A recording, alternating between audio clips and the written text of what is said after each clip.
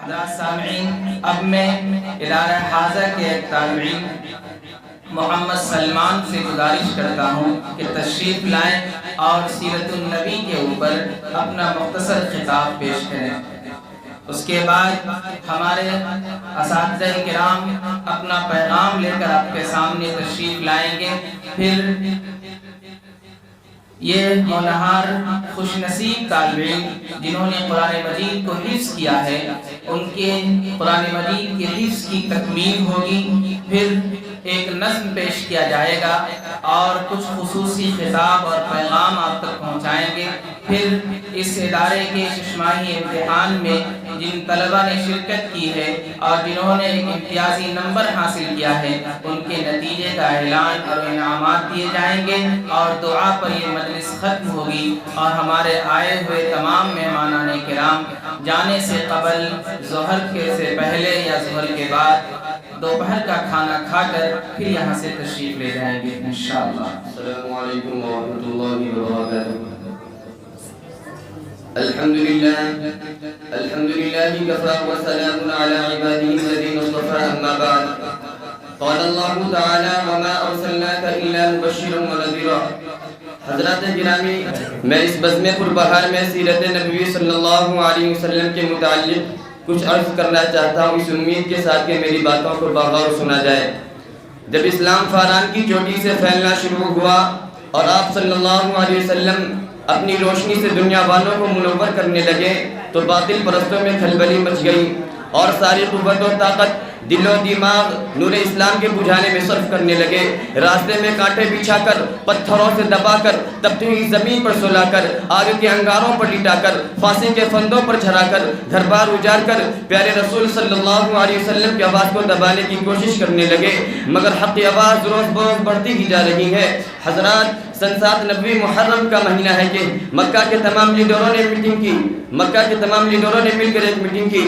ابو جہل نے پوری قوم کو للکارا کہ غیور عربو، جس کو ہم بچہ کا کھیل سمجھ رہے تھے، وہ آج ہمارے دین اور عزت و آبرو کے لیے طوفان بن چکا ہے۔ جس دین کا چرچا محمد کر رہے تھے، ان کے ماننے والوں کی تعداد روز بروز بڑھتی ہی جا رہی ہے، ہمارے خداؤں کی توہین کی جا رہی ہے، جھٹلایا ٹھکرایا جا رہا ہے۔ اس لیے عرب کے بہادروں، اب پوری طاقت سے آگے بڑھو، ورنہ وہ دن دور نہیں کہ مکہ سے ذلیل و خوار ہو کر نکلنا پڑے گا۔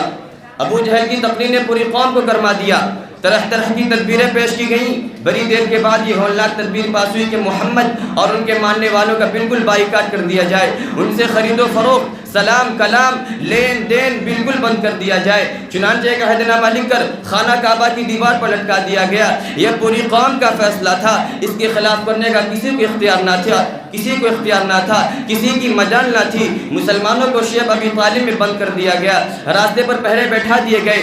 مسلمانوں میں بچے بوڑھے جوان عورتیں سب تھی، کھانے کے سامان دھیرے دھیرے ختم ہو گئے، درختوں کے چھالے کھا کھا کر، کانٹے چبا چبا کر دن کاٹنے لگے۔ صرف ایک دن کے لیے پابندیاں ایام حج میں ہٹا لی گئی۔ مسلمان گھاٹی سے باہر آ گئے، کپڑے پھٹ گئے، آنکھیں دس گئی، جوان بھوک سے چکرانے لگے۔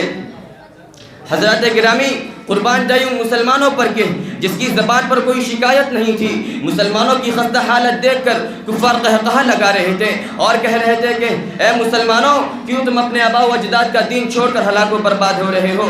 تم اب بھی محمد کا ساتھ چھوڑ دو، ہم تم پر سے ساری پابندی ہٹا لیں گے۔